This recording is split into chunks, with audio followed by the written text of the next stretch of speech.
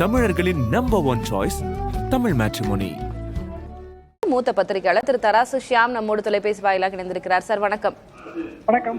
இது எதிர்பார்க்கப்பட்ட ஒன்றுதானா? ஏன்னா ஏற்கனவே அன்வர் ராஜா அதிமுக பாஜக கூட்டணி அமைந்த பிறகு கூட பாஜக இங்கே காலூன்ற முடியாது போன்ற கருத்துக்களை தெரிவித்து வந்தார். முன்னாடியே அதிமுக கட்சிக்கும் அவருக்குமான பிணக்குகள் அப்படின்ற அந்த வரலாறும் நமக்கு தெரியும். தற்போது திமுகவில் இணைந்திருக்கிறார், எப்படி பாக்குறீங்க?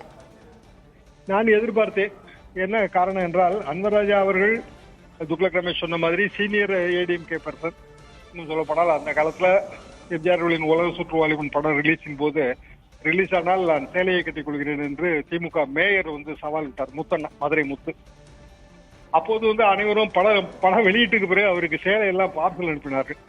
அன்வர் ராஜா மட்டும் சேலை, வளையல், பெண்கள் பயன்படுத்தும் அலங்கார பொருட்கள் இவற்றை எல்லாம் அனுப்பி அது பெரிய சர்ச்சையாகி அவர் போலீஸ் நடவடிக்கை அவர் மீது எடுக்கப்பட்டது. இதெல்லாம் பழைய வரலாறு. அந்த காலகட்டத்திலே அவர் தான் ஒரே ஒரு பஞ்சாயத்து யூனியன் தலைவர் அதிமுக சார்பாக செய்தார். எம்ஜிஆர் தலைமையில பாராட்டு விழாவெல்லாம் நடந்தது. Senior leader. சிக்கல் என்னவென்றால், பாரதிய ஜனதா கூட்டணியில அன்வர் ராஜா அவரது ராமநாதபுரம் மாவட்ட அரசியல் கூட செய்ய முடியாது. ஒரு சில தினங்களுக்கு முன்பு என்னுடன் பேசிக் கொண்டிருந்தார். என்ன செய்வது என்று எனக்கு தெரியவில்லை, அரசியலில் இருந்து ஓய்வு பெற்று விடலாமா என்று நினைக்கிறேன். ஆனால் பொதுவாக அரசியல்வாதிகள் ஓய்வு பெறுவதில்லை என்பது நம் அனைவருக்குமே தெரிந்த விஷயம்தான். அப்போதே நான் திமுகவுக்கு போவார் என்றுதான் யூகித்தேன். என்றால் விஜய் கட்சிக்கு போக முடியாது. அங்கு விஜய் அவர்களுக்கு கீழே இருந்த அன்வர் ராஜா மாதிரியான சீனியர்கள் பணியாற்றுவது என்பது மிக கடினம். கிட்டத்தட்ட அவருக்கு 77 வயசு ஆகிறது. இனி போய் அங்கு பணியாற்ற முடியாது. சீமான் அவர்களுக்கு கீழும் போக முடியாது. அதிமுக தான் ஏற்ற இடம். அதிமுக பாரதிய ஜனதா கூட்டணி என்று வந்தான பிறகு அவருக்கான அரசியல் வாய்ப்பு அங்கு அறவே அடிபட்டு போகிறது. அதிமுகவிலிருந்து பலரும் இன்றைக்கு திமுக தான் இருக்கிறார்கள். திமுக மந்திரி சபையிலே மிகப்பெரிய அளவுக்கு ஜொலிக்கிற அமைச்சர்கள் அநேகமா அதிமுக அமைச்சர்களாக தான் இருப்பார்கள். அதிமுகவிலிருந்து திமுகவுக்கு போனவர்கள். எனவே அது ஒரு இயல்பான பாதையில் தான் அன்வர் ராஜா சென்றிருக்கிறார். வேறு வழியும் அவருக்கு இல்லை என்றுதான் நான் நினைக்கிறேன். இதுல எனக்கு 2 கேள்விகள் திரு தராசு ஷியாம். இதுக்கு முன்னாடி மூத்த பத்திரிகையாளர் திரு துக்ளக் ரமேஷ் அவர்கள் பேசும்போது அதிமுக தலைமையிடம் அவர் முன்பாக அதிருப்தியை வெளிப்படுத்தி இருக்கலாம் அல்லது தெரிவித்திருக்கலாம்.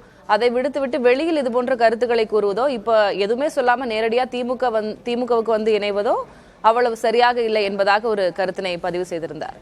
அது போக சிறுபான்மையின வாக்குகள் ஏற்கனவே இல்ல. அதிமுக பாஜக கூட்டணிக்கு சிறுபான்மையினர் வாக்குகள் கிடையாது. அது திமுக, விசிக, கம்யூனிஸ்ட், அவங்க காங்கிரஸ் இருக்கக்கூடிய கூட்டணிக்கு தான் அந்த வாக்குகள் ஏற்கனவே இருக்கிறது. அதனால அன்வர் ராஜா இங்கிருந்து போவது ஒன்றும் பெருசா சிறுபான்மையினர் வாக்குகளை குறைச்சிருது அப்படின்லாம் நம்ம சொல்ல முடியாது. ஏன்னா சிறுபான்மையினர் வாக்குகள் ஏற்கனவே இல்லை இந்த கூட்டணிக்கு அப்படின்னு சொல்லியிருந்தார். அதுக்கு உங்களுடைய பார்வை? சிறுபான்மையினர் வாக்கு அதிமுக கூட்டணிக்கு மிகவும் குறைவு என்கிற அந்த துக்ளக் ரமேஷ் கருத்து சரிதான். அதுல எனக்கு மாற்று கருத்தெல்லாம் இல்லை. ஆனால் 2019க்கு பிறகு அதிமுக பாரதிய ஜனதா உறவு இருந்த போது 2021 ஒரு முறை அவர் அதிமுகவில் இருந்து விலகினார். எடப்பாடி பழனிசாமி அவர்கள் பொறுப்பேற்று ஆட்சிக்கு வந்த பிறகு அவர் ஒரு முறை பதவியில் இருந்து அதிமுகவில் இருந்து விலகினார். அதுக்கு பிறகு கொஞ்ச நாள் அமைதியாகத்தான் இருந்தார். அதுக்கு பிறகு மீண்டும் அதிமுகவில் சேர்ந்தார். இதெல்லாம் இப்போ சமீபத்தில் 4 வருடங்களுக்கு முன்பு நடந்ததுதான். எனவே பாரதிய ஜனதா அதிமுக கூட்டணி அவருக்கு கொஞ்சம் கடினமான ஒரு சாய்ஸ் தான். அது போக எடப்பாடி பழனிசாமி அவர்கள் இன்றைக்கு கூட டைம்ஸ் ஆஃப் இந்தியா பத்திரிகையிலே அதில் ஆசிரியர் திங்கட்கிழமை எழுதுவார். அதில் அவர் எழுதியிருந்தார், எடப்பாடி பழனிசாமி அவர்களின் வளர்ச்சி எப்படி வளர்ந்திருக்கிறார் என்றால், நாங்களே எங்களது பத்திரிகை தலைப்பிலே ஆக்சிடென்டல் சீஃப் மினிஸ்டர் என்று தான் போட்டோம். ஆக்சிடென்டல் சீஃப் மினிஸ்டர் என்று போட்டதுக்கு அடுத்த வருடம் சர்வைவர் என்று போட்டோம். அதற்கு அடுத்த வருடம் ஸ்ட்ராங் மேன் என்று போட்டோம். இன்றைக்கு அவர் நியூமரோ யூனோ ஆஃப் ஆப்போசிஷனாக இருக்கிறார். ஸ்டாலின் வெர்சஸ் எடப்பாடி பழனிசாமி என் தாய் இருக்கிறது. இதுல நஷ்டப்பட்டிருப்பது அண்ணாமலை தான். காரணம், போன தேர்தலில் கூட ஸ்டாலின் வெர்சஸ் அண்ணாமலை வெர்சஸ் எடப்பாடி என்று இருந்தது. இப்போது ஸ்டாலின் வெர்சஸ் எடப்பாடி என்று மாற்றப்பட்டிருக்கிறது. இப்படி எல்லாம் கருத்து தெரிவித்து ஒரு கட்டுரை எழுதியிருந்தார். இது எடப்பாடி பழனிசாமி அவர்களின் வளர்ச்சியெல்லாம் யாரும் மறுக்க முடியாது. அதே நேரத்தில் எடப்பாடி பழனிசாமி அவர்கள் ஒருவேளை பாரதிய ஜனதா கூட்டணியிலிருந்து விலகுவாரோ என்கிற ஒரு பொதுவெளியிலே ஒரு ஐயம் இருக்கிறது. ஆனால் அன்வர் ராஜா அந்த ஐயத்திற்காக அதிமுகவில் தொடர்வது என்பது அவரது சொந்த அரசியலுக்கு அது சரிப்பட்டு வராது. ராமநாதபுரம் மாவட்ட அரசியலிலே சிறுபான்மையினர் ஓட்டு அதிமுகவுக்கு இருந்தாலும் இல்லாவிட்டாலும் பெரும்பகுதி சிறுபான்மையினர். அப்படி என்றால் திமுக அதிமுக ஏதாவது ஒரு கட்சிக்கு மாற்றி மாற்றி அன்றைய நிலவரத்துக்கு பற்றி தான் அவர்கள் ஓட்டு போடுவார்கள். அன்வர் ராஜா ஒரு டிக்கெட் வாங்கி நிற்பதாக இருந்தால் கூட அவரது தொகுதியில் தானே நிற்க முடியும், வேற தொகுதிக்கு எப்படி போக முடியும்? எனவே ஒட்டுமொத்தமாக தமிழ்நாட்டில் சிறுபான்மையினர் வாக்கு அதிமுகவுக்கு குறைவு, அதனால் அன்வர் ராஜா போவதால் நஷ்டம் இல்லை அப்படி பார்க்க முடியாது.